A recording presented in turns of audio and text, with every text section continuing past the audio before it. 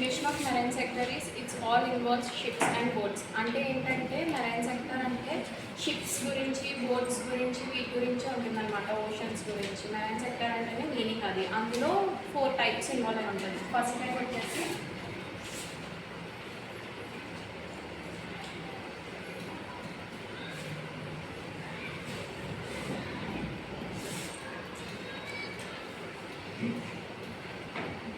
Marine transportation. Marine transportation అంటే ఇప్పుడు మనము గుడ్స్ అని లేకపోతే మనం కూడా ట్రావెల్ చేస్తూ ఉంటాం కదా బోట్స్లోను షిప్స్లోను, అవన్నీ ఇన్వాల్వ్ అవుతాయి. గుడ్స్ అంటే ఏంటంటే ఇప్పుడు మన ఇండియా నుంచి ఇంకొక దేశానికి వెళ్ళాలంటే ఈ గుడ్స్ అని అన్నీ పంపుతూ ఉంటారనమాట. గుడ్స్ అంటే ఇక్కడ నుంచి ఎందుకు పంపుతారంటే సరుకులు అవన్నీ అంటారు కదా, అవి పంపుతారు. ఎందుకంటే మనకి లో కాస్ట్ బడ్జెట్లో అయిపోతుంది అనమాట.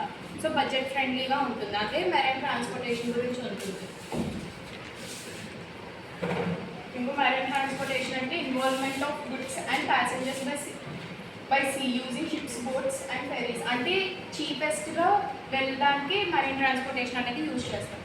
అండ్ సెకండ్ వచ్చేసి పోర్ట్స్ అండ్ హార్బర్స్. అంటే పోర్ట్స్ అండ్ హార్బర్స్ అంటే ఇప్పుడు షిప్స్, ఇప్పుడు బస్ స్టాప్ ఉందంటే అక్కడ బస్ అవి ఉంటాయి కదా, సో అలా షిప్స్ అవి మనం ఎక్కడ ఎక్కాలంటే ఇలా పోర్ట్స్ అండ్ హార్బర్స్ దగ్గర ఎక్కాలి. ఇది ఏంటంటే ఇక్కడ import and export of goods. అంటే ఇంపోర్ట్ ఎక్స్పోర్ట్ అంటే మనం ఇక్కడ నుంచి పంపించాలనుకున్నా వేరే దేశానికి, లేకపోతే అక్కడ నుంచి మనం పంపించి వాళ్ళు రిసీవ్ చేసుకోవాలనుకున్నా అది ఇక్కడే జరుగుతుంది అనమాట.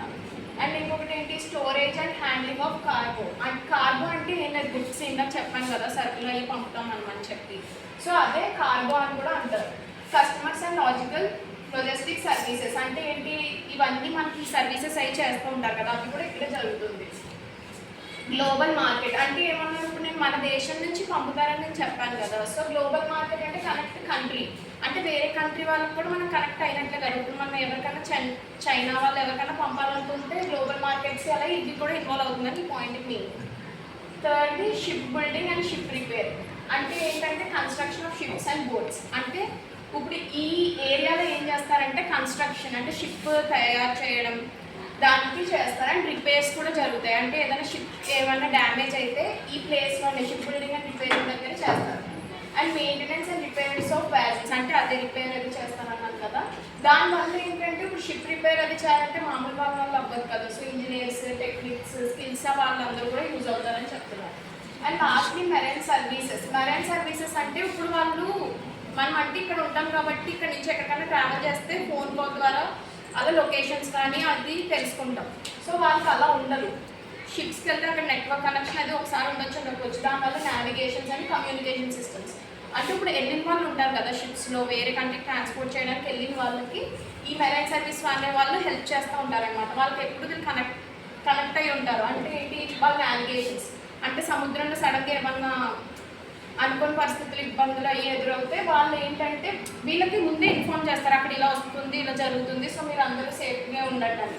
అదే సేఫ్టీ అండ్ రెస్క్యూ సర్వీసెస్. అంటే వీళ్ళందరూ ఇవన్నీ చేస్తూ ఉంటారు అనమాట. సో ఇంపార్టెన్స్ ఏంటంటే ఇంటర్నేషనల్ ట్రేడ్. అంటే ఇప్పుడు నేను ఏమన్నాను, ఇక్కడ నుంచి అక్కడికి వెళ్ళినప్పుడు మన ఇంటర్నేషనల్ ట్రేడ్ అనేది ఎంప్లాయ్మెంట్ ఆపర్చునిటీస్.